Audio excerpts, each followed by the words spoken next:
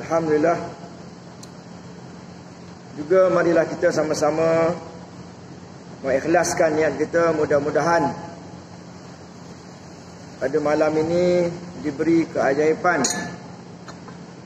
Keajaiban ni sesuatu yang luar biasa, yang boleh menginsafkan kita, menyedarkan kita, memberi iman kepada kita, menambah baik amal-amal kita untuk menghadapi negara akhirat yang kekal abadi.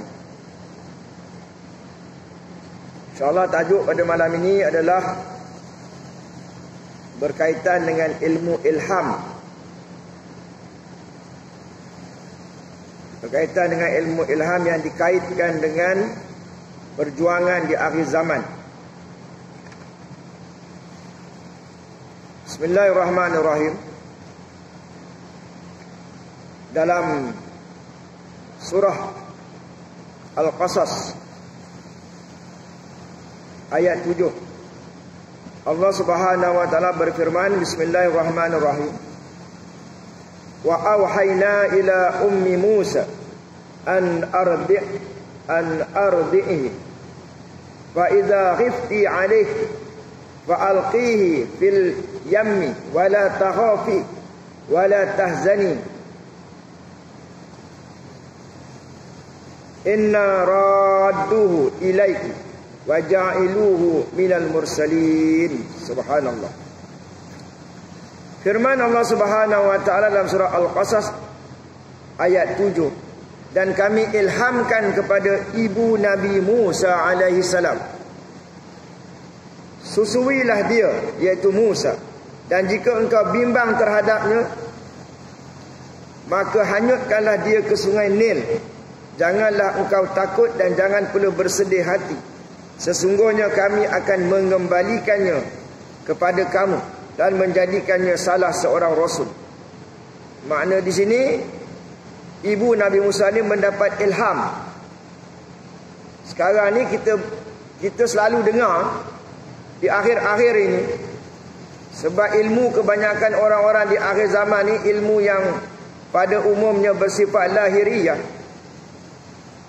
Jadi bila disebutkan ilham ni, maka dengan cepat saja mereka akan menolak. Mereka menolak ilmu seumpama yaqazah, ilham, firasat, ilmu laduni. Jadi ramai orang tolak. Dia kata kita tak boleh berhujah dengan ilham.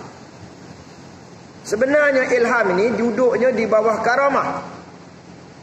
Karamah seorang wali, karamah seorang yang bertakwa. Allah izinkan kepadanya mendapat karamah. Antara ciri-ciri karamah itu, antaranya atau cabang daripada karamah itu ialah ilham. Sebab ibu Musa ni perempuan, dia bukan nabi. Kami ilhamkan kepada ibu Nabi Musa, jika dia bimbang, takut dibunuh anak dia, hanyutkanlah dia ke sungai Nil. Maka ilham ni dia satu rasa hati yang kuat. Dia yakin dengan Allah Subhanahu wa taala. Ilham itu datangnya dari Allah Subhanahu wa taala. Maka tepatlah. Jangan kau takut, jangan bimbang. Kami akan mengembalikan kepadamu. Padahal nak hanyutkan anaknya tu ke sungai, sangatlah bahaya. Subhanallah. Ini keyakinan orang Islam. Jadi berhubung dengan ilham itu salah satu je lah, banyaklah dalilnya. Maka di akhir zaman ini, kita kena yakin bahawa pejuang-pejuang Islam, termasuk kita-kita ini, kita nak keselamatan, kita nak kebahagiaan, kita nak benar-benar selamat, benar-benar selamat di akhirat kelak. Dan semua umumnya kita telah faham dan diberitahu bahawa ulama menyebut bahawa di padang mahsyar itu satu hari sana 1000 tahun. Ada yang mengatakan di sana 50,000 tahun. Jadi Kita hari ni kita nak main dengan perasaan. Kita nak sungguh-sungguh merasainya, menjiwainya. Bayangkan sungguh-sungguh duduk sana 50,000 tahun. Lama sangat. Katalah duduk sana 1000 tahun. Satu hari sana, satu hari sana. 1000 tahun sini. Duduk sana adakah sehari, adakah 2 hari? Subhanallah, di padang mahsyar tu. Kalau 1000 tahun di sana, berapa juta tahun di sini? Jadi nak kita rasakan apa dia? Iaitu di padang mahsyar itu bagaimana dengan makan? Bagaimana dengan minum? Dengan minuman? Kita tak makan kah? Kita tak minum kah? Ada orang layan kita ke? Dia bagi roti canai ke? Teh tarik ke? Cuba kita renung dalam. Iyalah. Tak ada lah kot makan minum. Itu yang saya yakin kita akan fikir. Tak ada kot makan minum. Ada ke ada masa-masa sela masanya kita makan, minum, relax? Rasa tak ada. Jadi di sini maknanya Islam itu sangat luar biasa. Jadi kita kena yakin bahawa pejuang-pejuang Islam yang nak mengembalikan Islam sehingga di tahap empire dunia, mesti ada senjata yang benar-benar hebat. Jadi yang benar-benar hebat inilah kita nak menghayati, menjiwainya, mencarinya, meyakininya. Kita jangan jadi orang yang kononnya bergelumah dengan ilmu Quran, ilmu hadis. Tapi perkara ni diabaikan, tak dianggap penting. Lebih lagi nak menolak daripada menerima. Sepatutnya inilah dia senjata orang-orang mukmin. Senjata yang sebenar, takwa tadi. Orang yang bertakwa diberi ilham, diberi kasyaf, boleh scan, diberi keistimewaannya, boleh yaqazah dan sebagainya. Baik, itu mukadimah. Saya pernah menyebutnya di sini kalau tak silap saya, bahawa pengikut kepada Nabi SAW namanya adalah sahabat. Ikut mana-mana sahabat, selamat.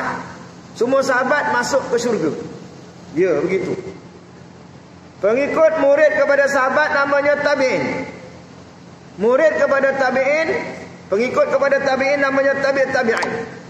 Sehinggalah di akhir zaman ini, yang hari ini di Malaysia khasnya, umumnya syiar Islam macam subhanallah sangat meriah. Alhamdulillah. Walaupun merata perkara-perkara yang tidak elok, sama naik dengan amalan-amalan Islam, masyarakat sudah sangat-sangat mendambakan suasana Islam yang sebenar. Jadi di akhir zaman ini akan datang penyelamat. Di saat ini kalau tuan-tuan suka melayari YouTube, rupanya cerita berkaitan dengan Imam Mahdi ini bukan puluhan ribu, ratusan ribu, banyak. Saya anggap diri saya dah terlambat. Umumnya kita ni dah terlewat. Rupa-rupanya Allah Subhanahu wa ta'ala dengan rahmat dan kasih sayangnya nak bagi tahu kepada semua manusia, khasnya umat Islam, kamu tidak terlambat. Kamu boleh dapat ilmu, apa saja ilmu kamu boleh dapat. Aku dah bagi kamu YouTube, dah bagi WhatsApp, dah bagi apa, Twitter, semua ada. Facebook, ada macam-macam. Tanpa izin Allah kamu tak dapat. Kita rasa kawan kita yang bagi mesej, kawan kita yang menyampaikan petua-petua. Rupanya Allah nak sampaikan kepada kita. Tanpa izin dia, satu habuk pun tak jadi.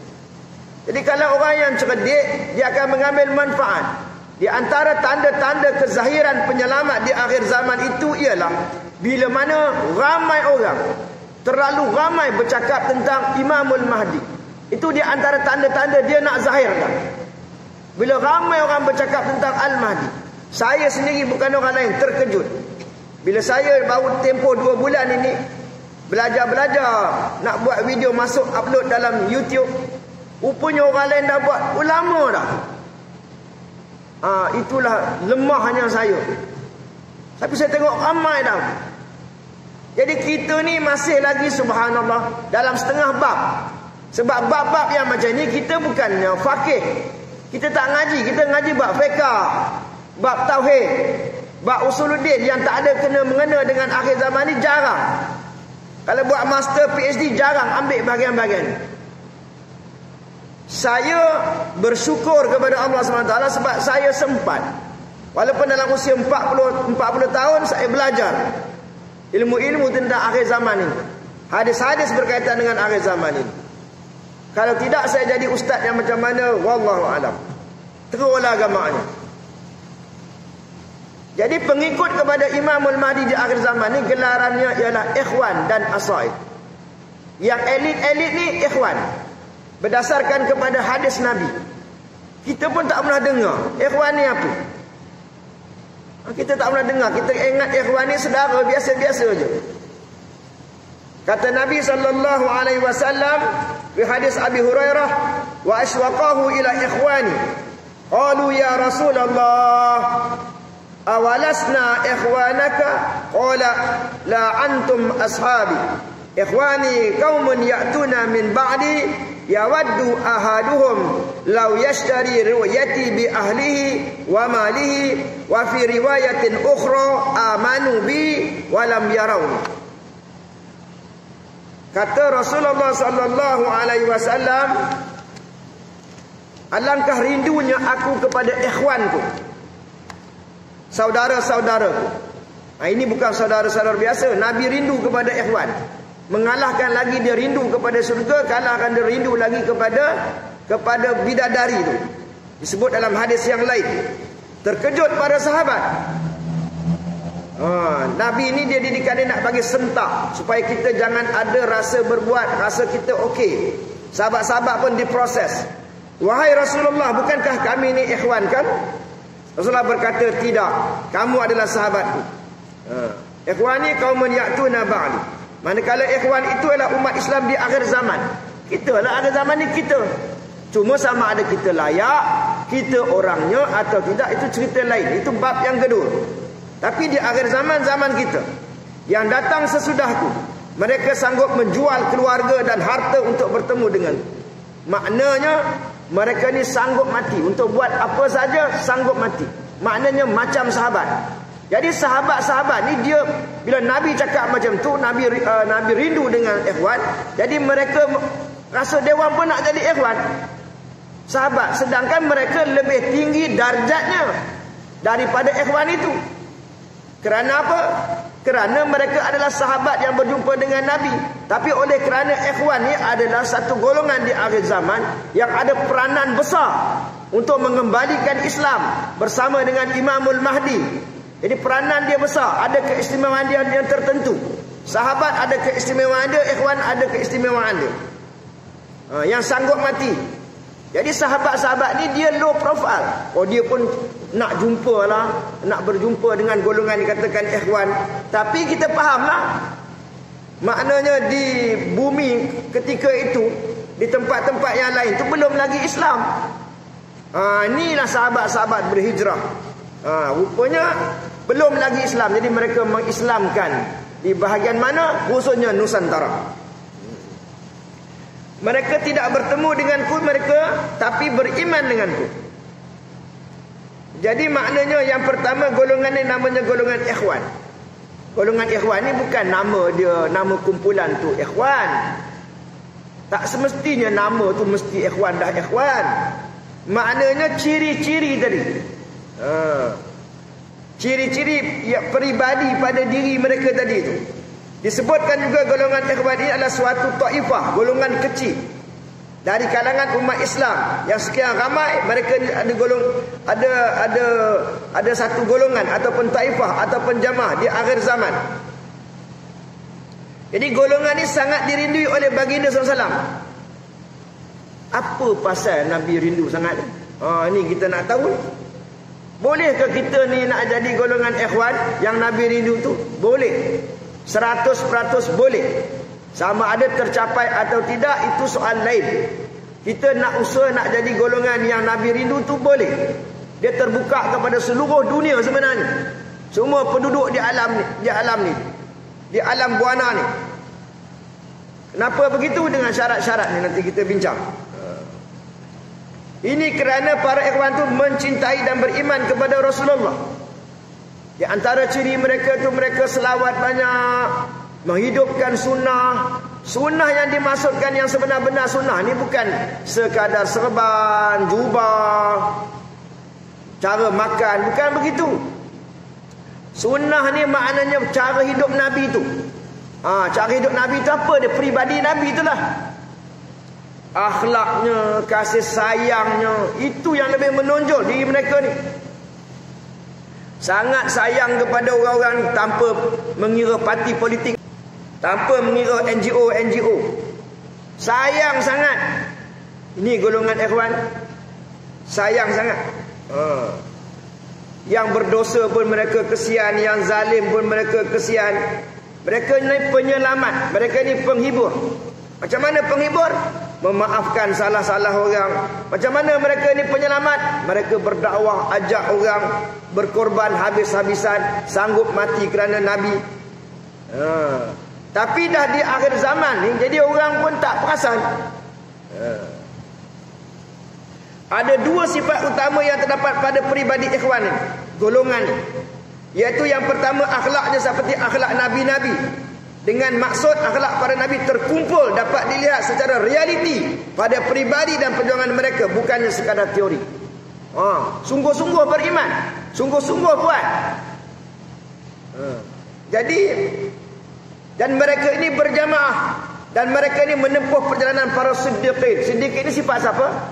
Sifat Sayyidina Abu Bakar As-Siddiq. Sangat membenarkan, sangat yakin. Ada tak jamaah yang begitu? Golongan ikhwan ini, iaitu tentera-tentera Imamul Mahdi ni, mereka ni berjamaah, sangat taat pada pemimpin. Saya nak bagi contoh luar biasa, biar tuan-tuan terkejut sikit malam ni, insyaAllah. Mudah-mudahan terkejut.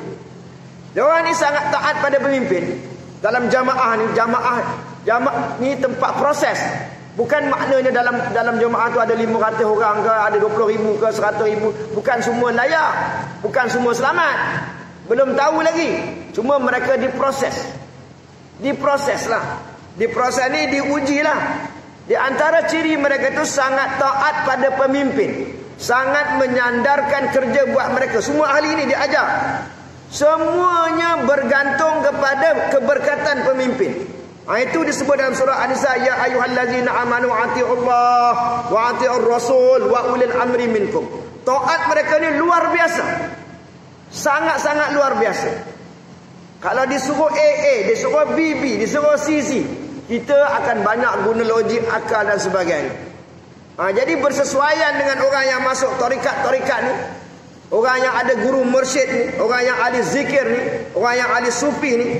Matikan diri kamu sebelum kamu mati. Kita macam mayat, ikut dia cakap. Jadi balik kepada taat pada pemimpin ini, yang saya nak kongsikan sini ialah anak buah ni yang buat kerja apa, dia tak rasa dia. Dia kata ini semua berkat pemimpin, kami tak ada apa. Tak ada berkat pemimpin, dia orang tak boleh buat. Katalah pemimpin tu A, dia kata ini semua berkat. Semua kata macam tu. Semua bila buat kerja-kerja Islam secara sistematik, mereka akan kata ini semua berkat pemimpin. Yang pemimpin itu kata pula lebih luar biasa lagi. Dia kata saya mana ada berkat, ini semua berkat B. Yang pemimpin atas daripada A, ini semua berkat B. Sampai itu dia bukan dia. Jadi kita bersandarlah, macam kita kata gini lah, ini semua berkat cikgu lah, berkat cikgu yang didik saya. Kata cikgu ni, saya mana ada berkat, ini semua berkat saya belajar ni dengan tok guru saya seorang lagi ni. Jadi networking dia orang macam tu. Supaya apa? Supaya mereka ini dapat meletakkan diri mereka dalam landasan la haula wala quwwata illa billah, bahawa tidak ada daya upaya. Mereka nak buat baik pun tak boleh kecuali berkat pemimpin tadi. Tanpa berkat mereka tak boleh buat. Ini suatu senjata orang-orang Islam yang sebenarnya, yang hari ini kita tak belajar, kita tak tahu. Kita kata nak ambil berkat ustaz lah, Kita cakap ambil berkat itu sekadar itu je. Tapi kita tak tahu yang lebih mendalam lagi. Jadi oleh kerana itu kerja buat kita bercampur-campur. Kadang kita rasa kita. Sebab itu tentera-tentera Al-Mahdi semuanya wali. Semuanya rasa tidak berbuat. Semuanya rasa belum berbuat. Semuanya rasa mahaziro. Semuanya bersandar pada pemimpin mereka. Mereka tak ada apa. Mereka tak kata mereka. Sebab itu kalau kita ngaji ilmu-ilmu makrifat, ilmu hakikat ni, tanyalah ahli-ahli pakar-pakar dia. Mereka pun akan mengata cuma istilah yang berbeza. Semuanya Allah belaka, kami tak ada apa. Jadi tentera-tentera Imam Al-Mahdi itulah. Tapi kalau mereka buat kerja, dia orang rasa keakuan, rasa mereka yang berbuat, itu belum lagi layak. Itu tak layak lagi untuk menjadi tentera Al-Mahdi. Jadi tentera Al-Mahdi dia berperanan seluruh dunia. Hebat, ada jadi gubernur sana, gubernur sini. Sebab Imam Mahdi dia perintah seluruh dunia. Dan tentera Imam Mahdi ni golongan elit ni 313 aja. 313 hingga 315. Walaupun nanti dia bersama dengan wazir-wazir yang lain, semua akan menyerahkan tentera-tentera mereka ni, calon-calon ni, kepada Al-Mahdi. 313, seorang bawa 313, seorang bawa 313. Untuk pengetahuan semua, wazir Al-Mahdi ni ada 7 orang. Yang satu di Asia Tenggara, yang 6 lagi di tempat-tempat lain. Ada yang Arab begitu begini apa semua. Mereka ni akan berpakat jumpa nanti di Mekah untuk menyerahkan. Bila serahkan tentera-tentera ni bukan tentu layak lagi. Mereka cadangkan. Macam pilihan raya cadangkan calon lah. Calon nak masuk bertanding. Cadang saja yang akan buat keputusan nanti, PM buat keputusan. Ada jamaah nanti yang akan buat keputusan. Yang ni Al-Mahdi nanti akan buat keputusan. Mereka cadang saja. Jadi ujian dia berat. Jadi ciri-ciri dia, dia akan duduk dengan jemaah, dia orang tak rasa dia orang. Pagi, petang, malam buat kerja, dia orang rasa ini semua berkat pemimpin, berkat pemimpin. Kita yang tak faham, kita kata memuja-muja pemimpin. Kita yang tak faham, kita kata memuja pemimpin. Maka saya telah bagi tahu kuliah sebelum daripada sini bahawa Nabi SAW tak ada kuasa. Malaikat tak ada kuasa. Ketua wali tak ada kuasa. Tok guru kita tak ada kuasa. Ustaz siapa pun tak ada kuasa. Siapa pun tak ada kuasa. Jadi tang mana timbul memuja-muja ni? Tak ada. Yang ada sayang. Yang ada sayang, kasih. Jadi bila orang tak faham, itu akhir zaman. Kemudian sesama mereka bagaikan satu ayah, satu ibu. Maknanya mereka ni kekuatan kasih sayang cukup padu, cukup mantap, kan? Kita adik-beradik kita pun belum tahu lagi. Apa lagi dengan orang luar. Kita ada masa-masa je. Masa susah kita tinggal kawan kita.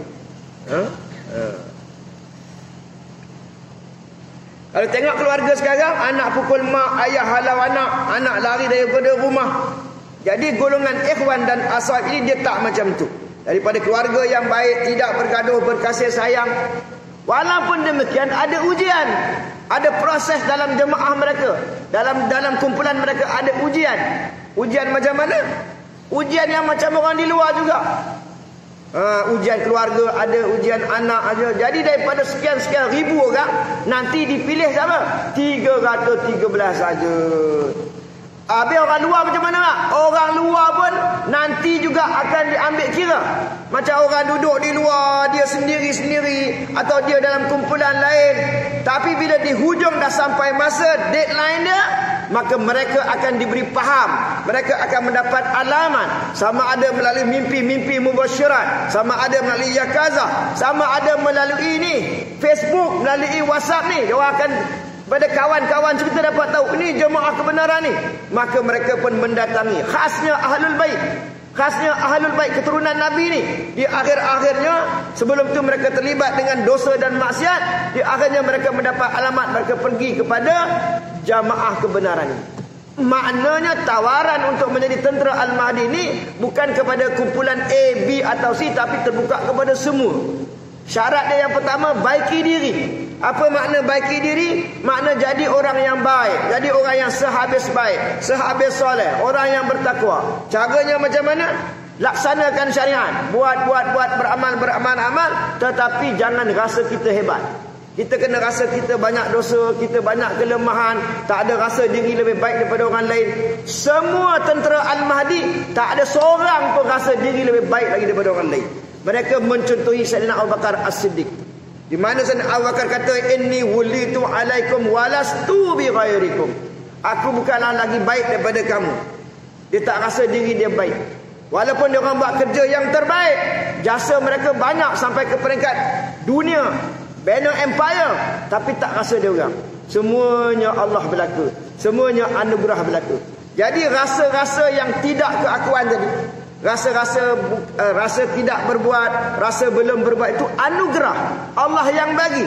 Jadi di pihak kita usaha nak jadi baik, usaha sembahyang, puasa, buatlah benda-benda yang sunat dan sebagainya. Yang ketiga, ciri-ciri tentera Al-Mahdi ni, mereka ni abid di malam hari, singa di siang hari. Abid di malam hari ni pukul 3, pukul 4 dah tahajud. Awal lagi kadang pukul 2 dah tahajud. Dia tak ada pukul 4, pukul 5 tu, kalau level-level tu, ini dia orang awal lagi dia buat. Subhanallah. Tapi bila siangnya mereka berjuang buat sistem. Sistem ni bergelanggang di tengah masyarakat. Bukan maksud kita tentera Al-Mahdi itu pedang, tombak, kuda. Itu zaman Al-Mahdi nanti. Zaman Al-Mahdi yang sekarang ni orang buat persiapan jiwa, baiki diri. Jadi mereka ini apa? Zahirina alal haq. Zahirina menzahirkan kebenaran melalui sikap mereka. Sebagaimana hadis Nabi SAW, la tazalu ta'ifatun min ummati zahirina alal haq la yadurruhum man khadalahum hatta ya'ti amrullah, atau kama qala. Akan ada satu taifah, satu golongan, satu kumpulan, satu jamaah yang menzahirkan kebenaran, bukan yang wayaquluna 'alal haq. Sebagaimana kita orang umum ni, orang awam ni, yaquluna 'alal haq, berkata ilmu, berkata mengeluarkan ilmu. Tapi mereka zahirina 'alal haq. Sikap mereka, cakap mereka berbetulan dengan hati mereka. 313 golongan ni. Golongan ni yang masuk syurga bighairi hisab, patutlah Nabi rindu. Mereka hidup di akhir zaman, masuk surga bighairi hisab, Nabi rindu dengan mereka. Pasal apa rindu? Akhlaknya macam Nabi. Subhanallah. Akhlaknya boleh persis ikut Nabi. Sebab itu Al-Mahdi, Imam Mahdi akhlaknya 100% macam Nabi. Paras rupanya tak sama macam Nabi, tapi lawa orangnya. Sebab mana ada lagi hero lepas ni? Jadi hero akhir zaman ni mesti lawa, kena tampan, kena cantik. Kemudian mereka ini duduk dalam jemaah ni rasa bersama dan bekerjasama, bertolak ansur. Tak ada dengki-dengki pun tak ada. Kalau ada, itulah ujian. Makna mereka akan tersisih. Lama yang tinggal 313, semuanya wali-wali belaka. Sebab itu nanti kumpulan Al-Mahdi ni datanglah daripada Mesir pun ada, Nujabak sini dapat datang, daripada Syam semua ada, termasuk daripada Asia Tenggara. Tapi kepala dia punya pusat dia adalah daripada Asia Tenggara. Kenapa Asia Tenggara? Islam akan bangkit daripada timur. Jadi hero dia ada kat timur lah. Sehingga disebut lagi bahawa nanti Asia ni akan bersatu. Thailand, Singapura, Filipina, Brunei akan bersatu. Hebat kuasa Allah. Jadi kita kena menghayatilah kuasa Allah tu. Allah boleh buat, yakin boleh buat. Sifat 20, sifat harus bagi Allah. Innallaha ala kulli syai'in qadir. Apa lagi ada hujah-hujah lain? Jadi sekarang ni mudah je. Apa pilihan, apa usi anda lain daripada tu nak menaikkan Islam? Islam nak naik dengan cara apa? Dalam cara sistem yang ada sekarang ni, elok dah 3 berkawan nak jadi 2 pula dah. Elok dah 3 tu berkawan. Lalu sistem majority, sistem banyak, mestilah kita nak ada kawan yang banyak. Mana boleh kita kurang nak lawan dengan orang golongan-golongan yang bukan Islam terutamanya. Nama sistem majority, jadi kita mesti berkawan. Ini kita kecil punya hal, sikit-sikit dah kita merajuk, dah kita berbalah-balah dah sekarang ni. Macam mana nak menang? Jadi Islam tu tersendiri. Islam ada cara dia. Nabi Muhammad SAW berperang 74 kali. Sekali saja bilangan tentera lebih ramai daripada musuh. Dan sekali itulah tak menang, sebab bersandar dengan kekuatan tentera.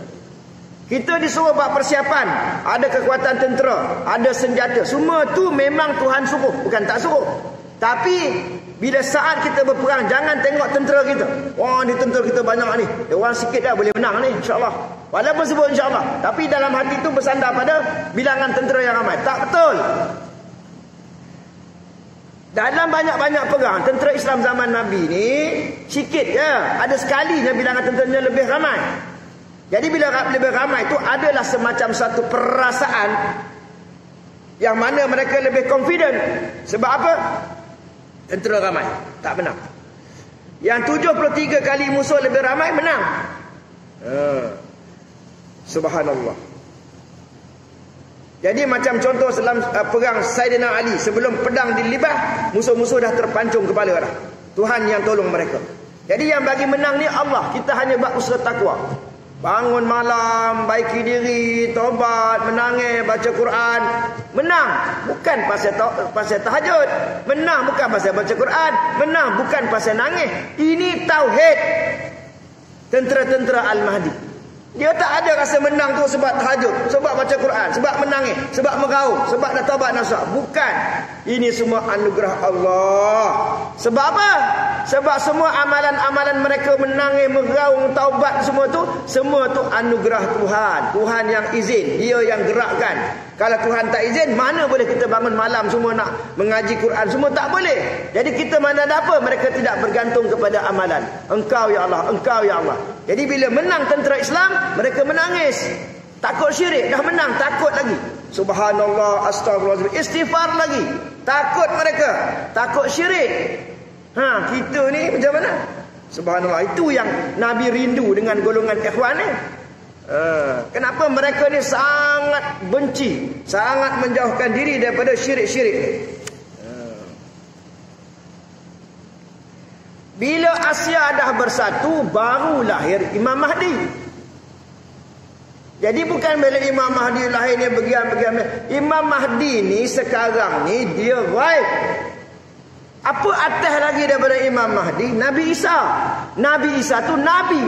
Dia akan turun balik ke bumi, semua orang tahu. Antara Nabi Isa dengan Imam Mahdi, mana lebih terror, mana lebih dahsyat? Nabi Isa lah. Nabi Isa lebih terror, lebih dahsyat, dia pun ghaib. Pasal apa dia ghaib? Sebab golongan Bani Israel Yahudi nak bunuh dia. Dia pun ghaib juga, naik ke langit. Itu mana ghaib lah.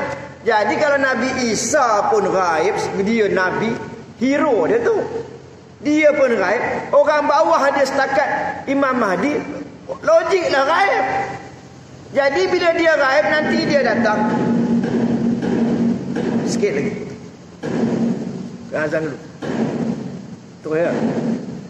Dia ghaib ni datang, nanti umur dia 40-an.